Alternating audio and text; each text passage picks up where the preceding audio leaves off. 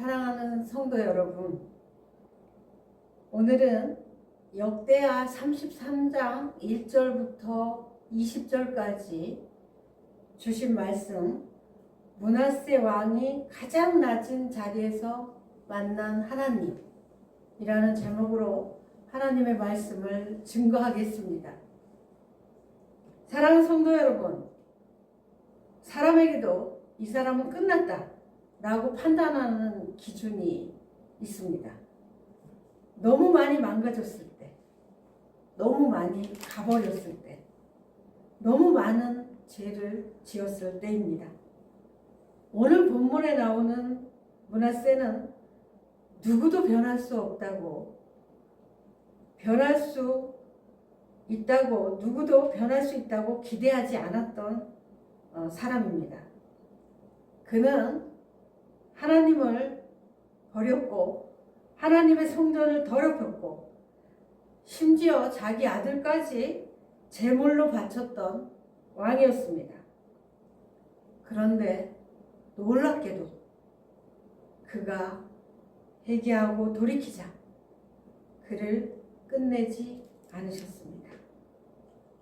놀라운 사실은 가장 멸시와 어려움의 낮은 자리에 처했을 때 그 자리에 먼저 가셔서 하나님은 그를 기다리고 있었습니다. 그리고 백성들은 그를 온전히 믿지 않았지만 하나님은 그를 다시 왕자의 자리에 앉히셨습니다. 오늘 이 말씀은 므낫세 같은 사람도 가능하다면 과연 누가 하나님 사랑에서 제외될 수 있는가? 라는 질문을 우리 앞에 던집니다. 오늘 이 말씀은 다른 사람 이야기가 아니라 바로 우리의 이야기입니다. 주님께서 오늘 주신 말씀을 통하여 저와 여러분에게 하시는 말씀을 통하여 마음을 활짝 여시고 은혜 받으시기를 축복합니다. 아버지 히스기야가 죽고 그의 아들 므낫세가 12세의 왕위에 오릅니다. 그런데 므낫세는 BC 642년부터 696년까지 55년간이나 통치를 합니다. 결코 짧지 않은 세월입니다. 20명의 유다 왕들 가운데 므낫세는 14번째 왕입니다. 아버지는 히스기야 왕이고 어머니는 헵시바라는 이름을 가진 어머니 사이에서 왕자로 태어났습니다. 므낫세의 이름의 뜻을 좀 알고 가길 원합니다. 므낫세의 이름의 뜻은 잊게 하셨음을 의미합니다. 이 이름은 요셉이 애굽에서 겪은 모든 고통을 하나님이 잊게 하셨음을 창세기 41장 51절에 말씀하고 있는데 이 히스기야는 유다 지파에 속하였습니다. 그런데 히스기야가 그의 아들에게 이 이름을 지어준 것은 일반적으로 남유다와 북이스라엘의 연합에 대한 그의 강한 소망을 보여주는 것으로 여겨집니다. 자녀의 이름을 지을 때 부모의 소망이 이름 속에 내포되어 있습니다. 저도 첫 딸 이름을 찬미라고 지었는데 평생 하나님을 찬미하며 살으라고 이 이름을 지었습니다. 그런데 이렇게 보면은 찬양 사역자 중에 찬미 이름이 상당히 많이 있습니다. 저희 딸도 하루 종일 찬양만 부르고 싶다는 말을 종종 합니다.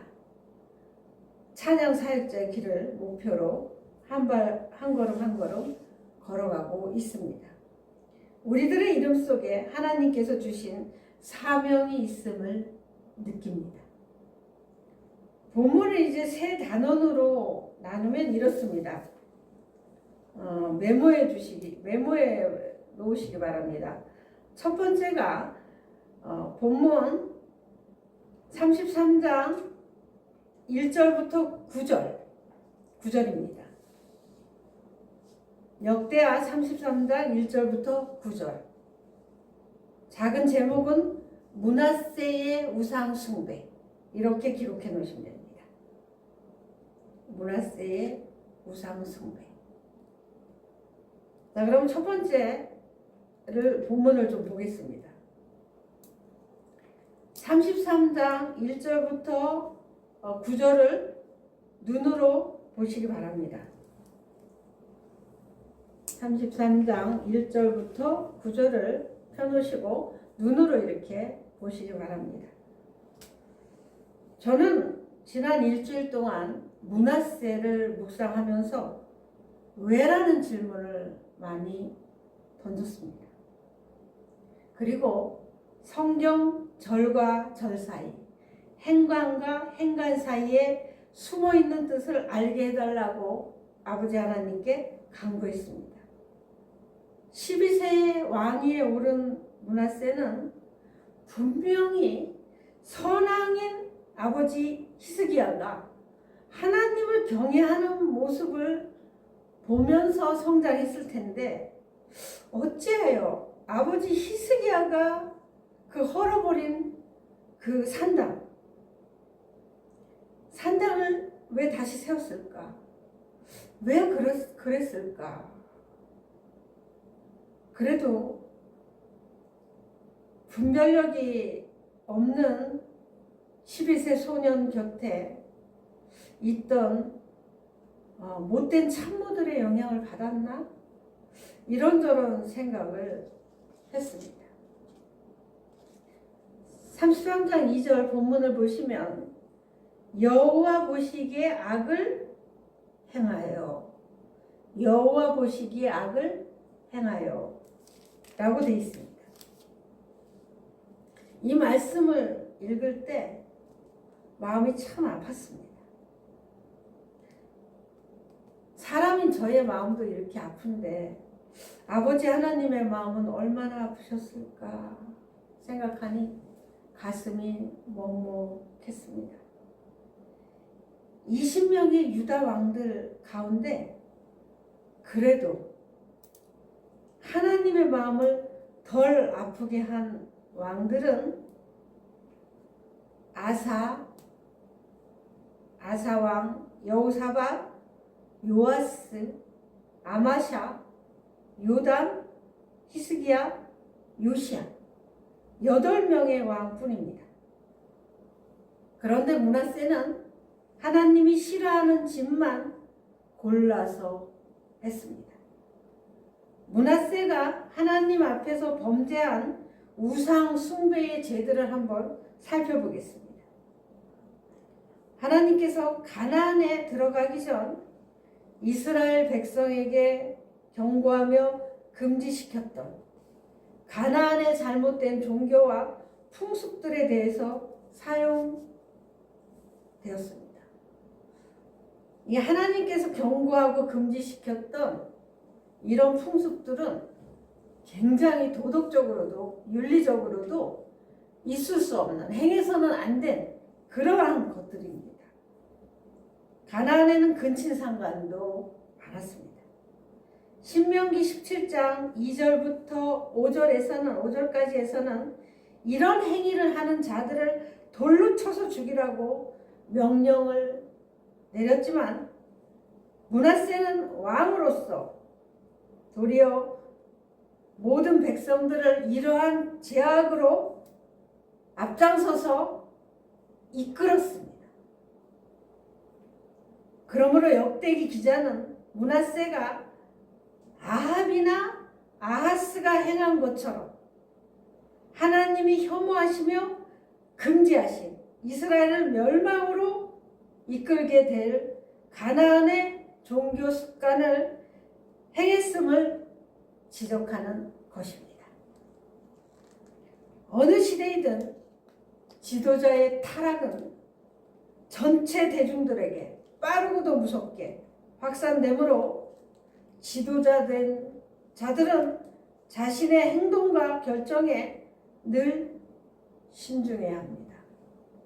야고보서 3장 1절에 말씀하고 계십니다. 또한 3절을 눈으로 보시기 바랍니다. 3절 그의 아버지 히스기야가 헐어버린 산당을 다시 세우며 바알들을 위하여 제단을 쌓으며 아세라 목상을 만들며 하늘의 모든 1월 성신을 경배하여 섬기며 이렇게 되어 있습니다. 히스기야가 파괴했던 신당들을 므낫세가 건축을 했습니다. 그리고 바알들을 위하여 제단을 쌓고 아세라 목상을 만들며 하늘의 1월 성신을 숭배하며 섬기며라고 성경은 기록되어 있습니다. 히브리어 원어를 직역하면 이렇습니다. 그리고 그가 바알들을 위하여 제단들을 세웠다. 그리고 그가 아세라를 만들었다. 그리고 그가 하늘의 모든 무리에게 절했다. 그리고 그가 그것들을 섬겼다.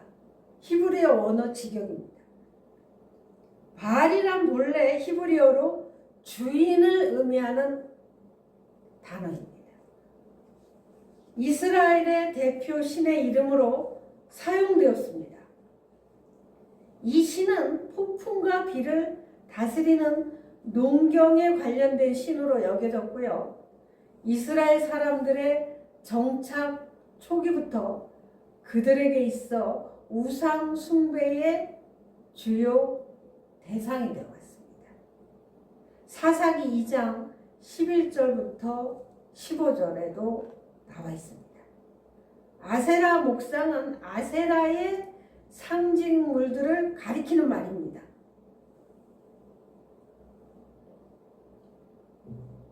아세라는 가나안 종교에서 창조의 신인 엘, 하나님이 뜻하는 엘의 파트너로서 창조의 여신으로 여겨지며 바알 신을 낳은 것으로 묘사되어 있습니다. 아세라는 우리나라의 여러분 보시면 그 장승 보셨죠? 장승과 유사하게 생겼습니다. 긴 장대 모양의 목조 우상으로 바알의 제단 옆에 함께 세워졌습니다. 아세라 목상이. 그러므로 바알과 아세라 숭배는 구약에서 이스라엘 백성들이 가나안에 들어가기 전부터 하나님께서 모세를 통해서 경고했던 가나안의 가장 대표적인 종교 형태였습니다. 한편 병행 구절인 열왕기하 21장 3절에서는 여러분 이 므낫세에 관한 이 기록도요. 이 역대하 33장 이 1절부터 이렇게 20절까지는 므낫세에 대해서 이렇게 자세히 나와 있는데요. 병행 구절인 열왕기 하에는요. 자세히 나와 있지 않습니다. 그래서 여러분이 성경을 읽을 때 이 역대하, 역대상하, 열왕기상하를 같이 이렇게 찾아서 읽으셔야 그 왕에 대해서 더 자세히 알 수가 있습니다. 열왕기 하만 읽었다 하면 이 므낫세가 회개하고 기도하고 이런 내용들도 나와 있지 않습니다. 자, 그래서 같이 꼭 읽으시기 바랍니다. 열왕기하 21장 3절에서는 바알과 아세라가 단수형으로 사용된 반면에 여기에서는 복수형으로 쓰였습니다. 복수형. 자, 이것은 바알과 아세라를 언급할 때 복수형을 사용하는 역대기 기자의 기술 습관 중 하나로도 여겨질 수도 있지만 이 역대하를 쓴 이 기자는 무슨 마음으로 이것을 썼냐 하면 므낫세의 죄악을 더욱 강조하기 위해서 썼을 수도 있습니다. 그리고 하늘의 1월 성신으로 번역된 단어는 하늘의 무리를 뜻합니다. 이러한 하늘의 무리에 대한 숭배는 가나안에서 많이 성행하였던 것으로 이 역시 모세에 의해서 경고되었던 가나안 종교 형태 중 하나였습니다. 신명기 4장 19절, 신명기 17장 3절 꼭 읽어보시기 바랍니다. 하지만 왕국 시대에는 북이스라엘에서 많이 성행되었다고 열왕기하 17장 6절 나와 있고요. 나중에 아하스 왕 때부터는 남유다에서도 숭배되기 시작했습니다.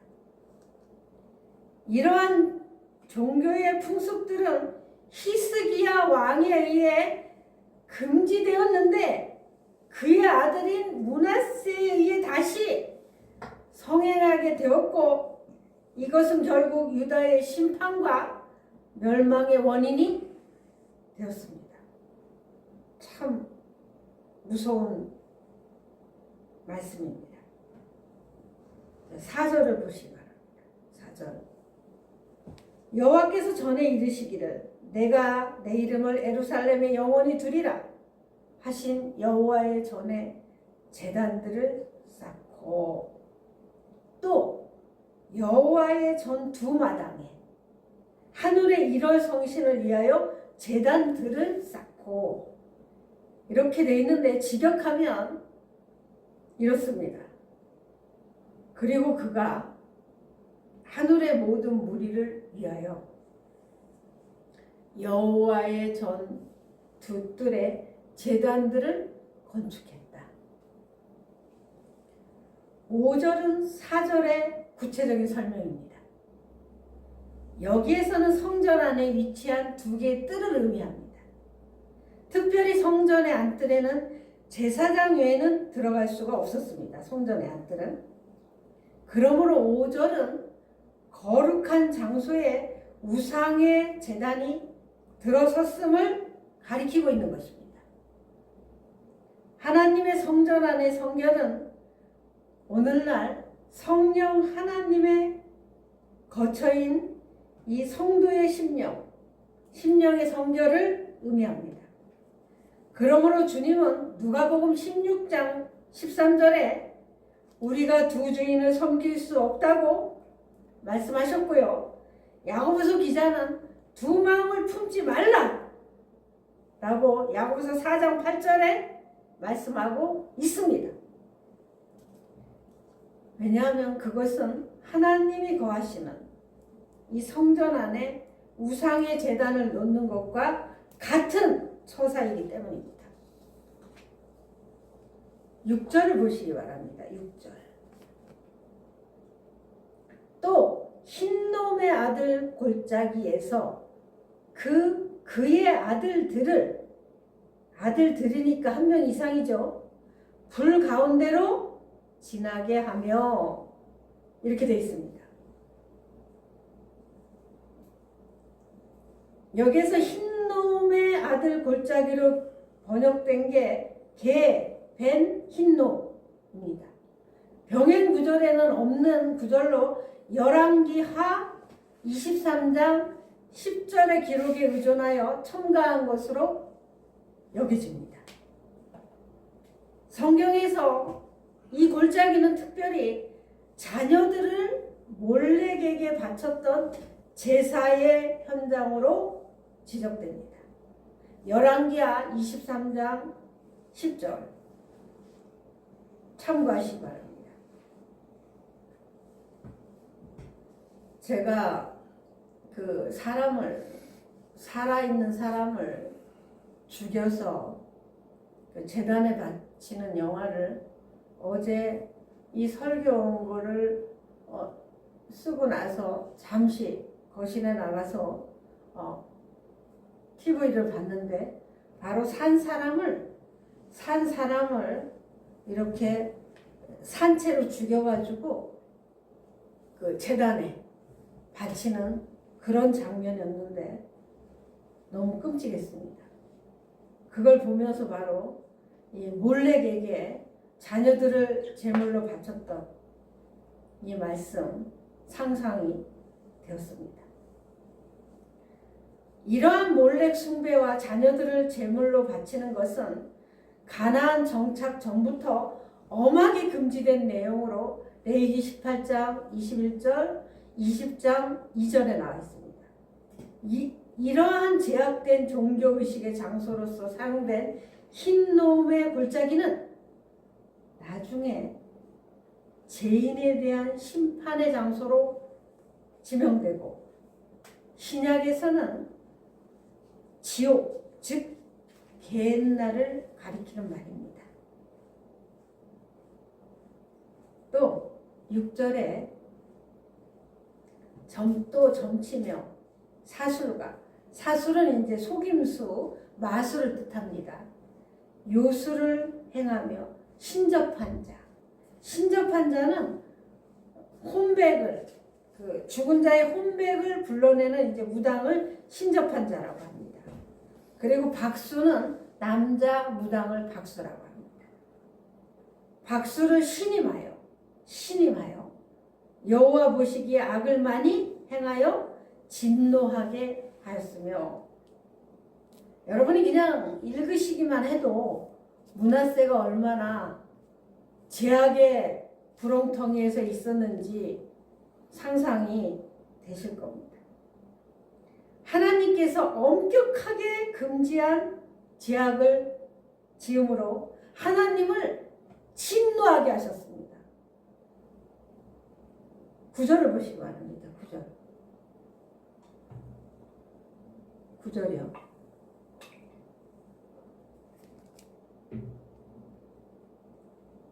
9절을 제가 읽어드릴게요. 유다와 예루살렘 주민이 므낫세의 게임을 받고 악을 행한 것이 여호와께서는 이스라엘 자손 앞에서 멸하신 모든 나라보다 더욱 심하였더라. 참 너무 마음이 아픕니다. 하나님께서 진짜 그 이스라엘 자손 앞에서 멸한 모든 나라들보다 이 므낫세의 이 죄가, 악행이 더 심했다는 뜻입니다. 이건 한마디로 9절은 므낫세의 악행에 대한 종합적인 평가입니다. 9절에서 열방은, 여기에 열방 나와 있죠? 열방. 9절에서 이스라엘 자손 앞에서 멸하신 모든 나라, 이제 열방인데 이게 열방이거든요. 자, 이거는 무슨 뜻이냐면 하나님이 쫓아낸 가나안 민족들을 의미합니다. 유다 백성들이 가나안 민족보다 더 악을 행했다라고 지적해주고 있는 말씀입니다. 이것은 가나안 민족들에게 임했던 심판이 이제 유다 백성들에게도 임할 것임을 암시하는 말씀입니다. 무서운 말씀이죠. 이제 두 번째 단락을 가겠습니다. 두 번째 단락 말씀은 본문 33장 10절부터 13절을 보시기 바랍니다. 작은 제목, 므낫세의 회개입니다. 므낫세의 회개. 참 반갑습니다. 이게 므낫세의 회개. 10절을 보시기 바랍니다. 10절. 여호와께서 므낫세와 그 백성에게 이르셨으나 그들이 듣지 아니하므로. 자, 이렇게 말씀하고 있는데 병행 구절인 열왕기하 21장 9절을 보면 이렇게 말씀하고 계십니다. 같이 봐야 된다고 그랬죠. 제가 열왕기하 21장 9절에 뭐라고 되어 있냐면 여호와께서 그의 종 모든 선지자를 통하여 말씀하여 이르시되. 그러니까 므낫세와 백성들에게 하나님께서는요, 하나님의 사람들, 하나님의 종, 하나님의 선지자들을 통하여 끊임없이 돌아와라, 그 죄에서 돌아와라 라고 말씀하셨다는 뜻입니다. 하나님께서는 어느 시대든지 주님의 종들을 통하여 경고하시고 책망하십니다. 현 시대는 므낫세 시대와 비교가 안 될 정도로 죄악이 충만한 시대여서 수많은 하나님의 종들을 통하여 경고하시고 부르시고 계십니다. 하나님께서는 미리 말씀하시지 않고 심판하시는 분이 아니십니다. 또한 열왕기하 21장 16절, 므낫세가 유다에게 범죄하게 하여 여호와께서 보시기에 악을 행한 것 외에도 또라는 단어가 나오면 마음이 아픕니다. 죄악의 종류가 또 나오니까요. 무죄한 자의 피를 심히 많이 흘려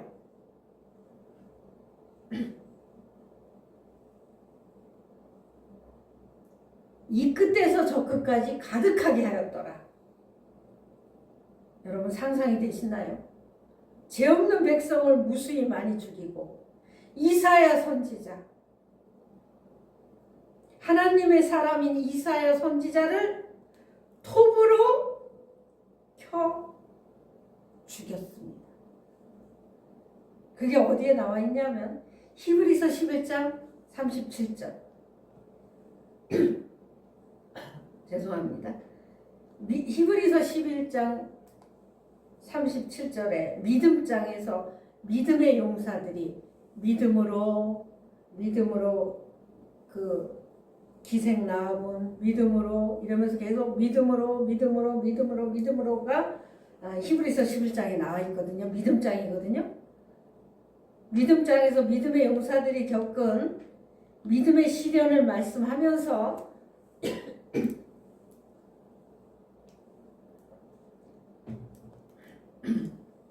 히브리서 37절 읽어드릴게요. 돌로 치는 것과 톱으로 켜는 것과 시험과 칼로 죽임을 당하고 양과 염소의 가죽을 입고 유리하여 궁핍과 환난과 학대를 받았으니 38절 이런 사람은 세상이 감당하지 못하느니라. 본문 33장 10절에서 13절 하나님께서는 선지자를 통해 수없이 회개하고 돌이키라고 말씀을 하셨지만 돌이키지 않았습니다. 자, 그 결과 11절 보시기 바랍니다. 여호와께서 아수르 왕의 군대 지휘관들이 와서 치게 하심에 그들이 므낫세를 사로잡고 쇠사슬로 결박하여 바벨론으로 끌고 간지라. 므낫세에 대한 하나님의 직접적인 심판은 열왕기의 병행 본문에는 언급되지 않은 내용입니다. 없습니다. 반드시 역대하를 함께 읽어야 므낫세를 향한 심판과 하나님의 용서와 사랑을 알 수 있습니다. 11절은 므낫세에 대한 심판을 다루고 있습니다. 11절. 또한 하나님은 세상의 심판자로서 결코 인간의 선과 악의 문제를 간과하지 않으시고 이 땅에서뿐 아니라 종말에 친히 심판하실 것을 말씀하셨습니다. 예수님께서 승천하실 때 내가 반드시 다시 오리라고 약속하셨는데 믿지 않는 사람들에게는 주님의 재림이 두려움이지만 예수님이 다시 오심을 사모하는 믿는 성도들에게는 기다림과 위로와 소망입니다. 므낫세가 바벨론으로 끌려간 원인을 많은 학자들은 다양하게 보고 있지만 핵심은 하나님께서 모든 것을 주도 면밀하게 계획하시고 환경을 허락하셨음을 알 수 있습니다. 그래야 주님 하나님께 돌아오니까요. 12절을 보겠습니다. 12절 그가 환난을 당하여 그의 하나님 여호와께 간구하고 그의 조상들의 하나님 앞에 크게 겸손하여. 참 감사한 말씀입니다. 지금까지 본 말씀 중에 가장 기쁘고 감사한 말씀입니다. 우리도 이렇게 기쁜데 하나님께서는 진정으로 겸손히 회개한 므낫세를 얼마나 기뻐하셨을지 상상이 됩니다. 오늘 설교 제목처럼 가장 낮은 자리에서 므낫세는 진정으로 하나님을 만났습니다.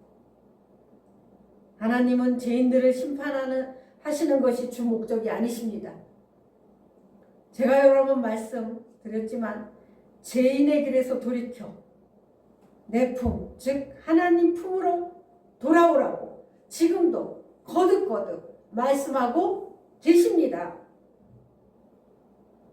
가출한 자식이 돌아오기만을 학수고대하고 대문을 활짝 열어놓고 집으로 돌아오기만을 애절하게 기다리시는 아버지가 드디어 저 멀리 집 나간 그 아들, 허랑방탕하게 살았던 그 탕자 아들의 모습이 보이자 맨발로 한 걸음에 달려가서 아들을 품에 안고 기뻐서 춤을 추는 아버지, 종들에게 죽었던 아들이 돌아왔다고 잔치를 베푸시는 하나님 아버지의 모습이 여러분 눈에 보이십니까?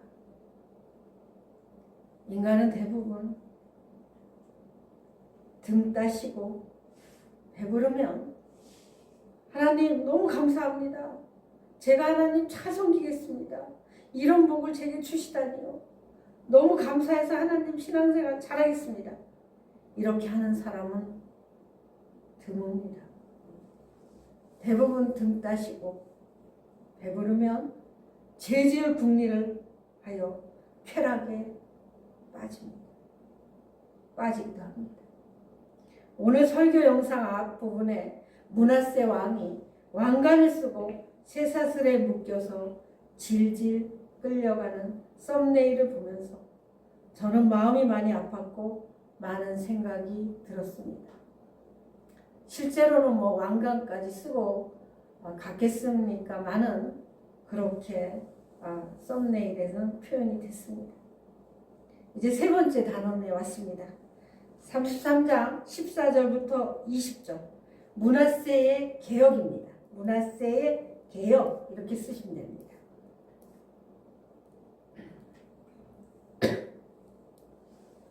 곤고와 멸시의 쇠사슬에 묶여있던 므낫세는 곤고와 멸시의 쇠사슬에 묶여있던 므낫세는 겸손히 하나님께 회개했습니다. 놀랍게도 하나님께서는 회개한 므낫세에게 다시라는 단어에 많은 은혜가 내포되어 있습니다. 다시 왕자에 앉게 하셨고 진정으로 물과 성령으로 거듭난 사람에게 삶의 변화는 자연스러운 현상이듯이 므낫세가 진정으로 하나님을 만난 것을 알 수 있는 대목이 조금 전 말씀드린 33장 14절부터 20절 말씀입니다. 자, 그러면 므낫세가 회개하고 하나님을 진정으로 믿고 크게 세 가지 대변혁을 시행합니다. 자, 첫 번째입니다. 14절 보시기 바랍니다. 14절. 자, 제가 읽어드릴게요. 14절. 그 후에 다윗성 밖 기온 서쪽 골짜기 안에 예성을 쌓되 어문 어기까지 이르러 오벨을 둘러 매우 높이 쌓고 또 유다 모든 견고한 성읍에 군대 지휘관을 두며 이렇게 되어 있습니다. 자, 므낫세가 첫 번째로 한 게 바로 국방을 튼튼히 했습니다. 그 다음에 15절을 보겠습니다. 15절.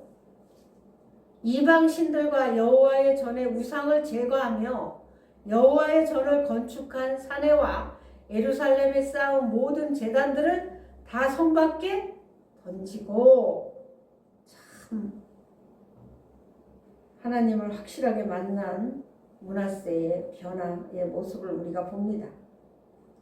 자, 국방을 튼튼히 하고 두 번째는 우상을 제거합니다. 자, 세 번째가 바로 그 16절. 여호와의 제단을 보수하고 화목제와 감사제를 그 제단 위에 드리고 유다를 명령하여 이스라엘 하나님 여호와를 섬기라 하매, 백성들에게 여호와 하나님만 섬기라고 므낫세 왕이 말하는 게 나오죠. 자, 여기에서 세 번째, 하나님의 제단을 견고하게 합니다. 그동안 우상의 제단을 세우느라 버려두었던 하나님의 제단을 견고하게 세웁니다. 이 뜻은 므낫세가 진정으로 회개하고 하나님을 만남으로 인해 성전 제사의 회복과 자신을 구원해 주신 하나님께 감사의 제사를 드렸다는 것을 의미합니다.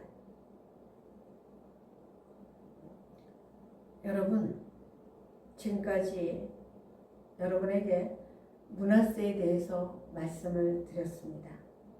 그러면 현대를 살아가는 우리들에게 이 말씀을 하신 하나님의 뜻이 무엇일까? 말씀을 드리겠습니다. 본문 33장 13절 하반절을 보겠습니다. 33장 13절 하반절. 제가 읽어드리겠습니다. 하반절. 므낫세가 그제서야 여호와께서 하나님이신 줄을 알았더라. 그제서야라는 접속사에 많은 일들이 있었음을 우리는 오늘 보았습니다. 사랑하는 여러분, 오늘날에도 므낫세처럼 집 나간 탕자처럼 방황하는 자들을 하나님은 매일 사랑으로 기다리시며 그들이 회개하고 돌아오기를 간절히 고대하며 기다리고 계십니다.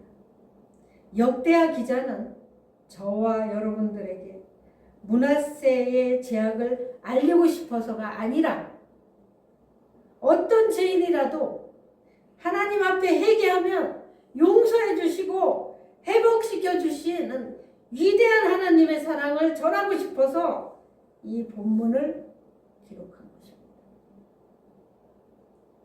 저는 찬송가 527장 어서 돌아오 라는 찬양을 오늘 아침에도 부를 때 가슴이 미어졌습니다. 어서 돌아오, 어서 돌아만 오. 지은 죄가 아무리 무겁고 크기로 주 어찌 못 담당하고 못 받으시리.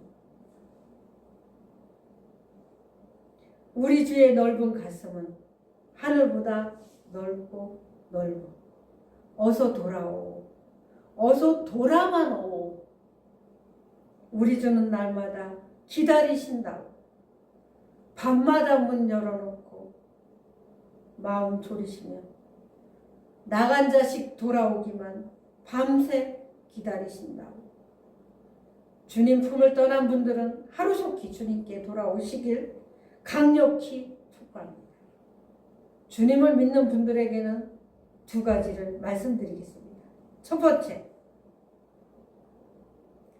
므낫세처럼 우상을 제거하시길 바랍니다. 므낫세가 살던 시대보다 훨씬 많은 우상들을 섬기고 있습니다. 여러분, 우상이란 무엇일까요?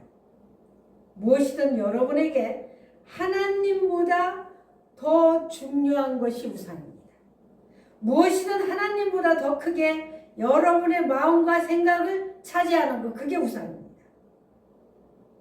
하나님만이 주실 수 있는 것을 다른 데서 얻으려 한다면 그게 바로 우상입니다. 여러분들이 나는 우상을 섬기지 않는데 라고 생각할까봐 존경하는 팀 켈러 목사님을 통해 배운 우상의 종류를 말씀드리겠습니다. 무엇이든 워낙 우리 삶의 중심이자 필수여서 그것 없이는 살아갈 가치를 별로 느끼지 못한다면 그게 바로 가짜 신입니다. 우상은 마음을 지배하므로 저와 여러분은 더 생각할 것도 없이 열정과 에너지, 돈과 정서적 자원을 다분히 거기에 쏟을 수 있습니다. 가정과 자녀, 직업과 돈벌이, 성취와 평론가의 호평, 체면과 사회적 지위가 우상이 될 수 있습니다. 로맨틱한 이성관계, 업계의 인정, 안전하고 평안한 환경, 외모나 두뇌, 정치나 대의 명분, 도덕과 가치관, 심지어 기독교 사역에서 성공하는 것도 다 우상이 될 수 있습니다. 그래서 저는 카톡 메인 화면에 늘 제 자신에게 상기를 시키려고 이렇게 써놨습니다. 저의 본업은 온 마음과 정성을 다하여 예수님을 더 많이 사랑하는 것이고 저의 부업은 목회입니다. 여러분, 우상에는 표면적 우상, 내면적 우상, 지적 우상 이런 것들이 많이 있습니다. 여러분에게 이 우상의 종류들을 자세히 말씀드리면 우리 모두는 우상 숭배에서 자유로운 사람이 많지 않을 것입니다. 사랑하는 여러분, 간청합니다. 하나님보다 더 여러분 마음을 훔치는 것, 그것은 모두 우상이고 우상을 숭배하고 있는 것입니다. 여러분 자신을 면밀히 살펴보시고 우상을 제거하시기를 바랍니다. 두 번째는 국방을 튼튼히 하시기 바랍니다. 뭐야, 웬 국방이라고 생각하시는 분 계시죠? 이 국방은 마귀로부터 들어오는 공격을 막기 위한 말씀의 장벽, 기도의 장벽, 하나님의 사람들과의 교제의 장벽을 튼튼히 쌓으라는 뜻입니다. 여러분, 마귀와 악한 영들은 영적으로 깨어있는 자들을 공격합니다.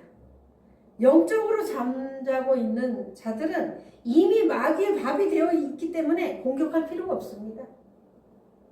저는 어느 날 새벽 기도 중에 마귀와 악한 영들이 해야 하는 내용을 주님께서 듣도록 허락하셨습니다. 저를 놓고 머리를 맞대고 의논을 하고 있었습니다. 지금도 어제 일 같습니다. 대장 같아 보이는 마귀가 말했습니다. 저 인간, 이제 저를 두고 하는 얘기예요. 저 인간은 우리가 현재 하는 공격으로는 도저히 먹히지가 않으니까 다른 방법을 써보자. 아무리 충동질해도 혈기를 부르지 않으니 방법이 없어. 딴 방법을 한번 생각해보자. 이러는 거였어요. 저는 악한 것들의 대화를 들으면서 주님께 감사기도를 드렸습니다. 왜냐하면 오래전 저는 다혈질의 성격을 갖고 있어서 오랜 시간 괴로워하며 변화시켜 달라고 많이 기도를 했습니다. 그런데 주님께서 저의 기도에 응답해 주셔서 고쳐주셨습니다. 제가 몇 주 전에 물과 성령으로 거듭나십시오 라는 제목으로 설교하던 날 아침에도 사단의 심한 공격을 받았습니다. 그런데 화를 내지 않게 하심으로 말씀을 잘 전하게 하셨고, 저를 통해 예수님의 사랑과 진리와 지옥 등 올바른 진리를 전하니까 제가 공격 대상입니다. 그런데 만약에 제가 예수님 말씀을 잘 전하지 않고 도덕, 윤리, 문화 이런 설교를 하면 마귀는 박수치고 좋아할 것입니다. 하나님의 자녀가 되는 것을 막고 종교인 되는 것을 부추기는 것이 사단의 전략이니까요. 사랑하는 여러분, 오죽하면 주님께서 베드로전서 5장 8절에서 9절 근신하라 깨어라 너희 대적 마귀가 우는 사자같이 두루다니며 삼킬 자를 찾나니 너희는 믿음을 굳게 하여 저를 대적하라고 말씀하고 계십니다. 여러분, 마귀는 포기가 없습니다. 반복적으로 다양한 방식으로 유혹하고 공격하기 때문에 깨어 있으셔야만 합니다. 말씀을 정리하겠습니다. 죄악의 늪에서 허우적거리던 므낫세 왕, 그를 가장 낮은 자리로 부르셔서 그곳에서 하나님은 므낫세보다 먼저 가셔서 기다리고 있었습니다. 그 자리는 인간적으로 볼 때는 비참한 자리 같아 보였으나 축복의 자리였습니다. 그 자리에, 그 낮은 자리에 갔을 때만이 하나님께 회개하고 하나님께 돌아올 수 있었기 때문에 그 자리는 인간적으로 봤을 때는 비참한 자리 같았으나 축복의 자리였습니다. 사랑하는 여러분, 여러분의 환경이 어렵습니까? 그러면 이 환경 속에서 말씀하고 계신 주님의 음성을 들으시기 바랍니다. 주님께서 애타게 여러분을 부르시고 계십니다. 어서 내 품으로 돌아오라고. 주님을 믿으시는 분들은 우상을 속히 제거하시기 바랍니다. 우리가 전혀 생각하지 않았던 것들이 우상일 수 있습니다. 그리고 자신의 국방을 튼튼히 하여서 늘 성령 충만하여 승리하는 여러분 되시길 축복합니다. 우리는 군하시는 하나님의 신부입니다. 므낫세 왕이 가장 낮은 자리에서 하나님을 만났듯이 여러분들도 어려운 환경 속에서 환경을 탓하지 마시고 환경 속에서 말씀하시는 주님의 세밀한 음성을 들으시기 바랍니다. 오늘 주신 말씀을 기억하면서 조용히 기도하는 시간을 갖겠습니다.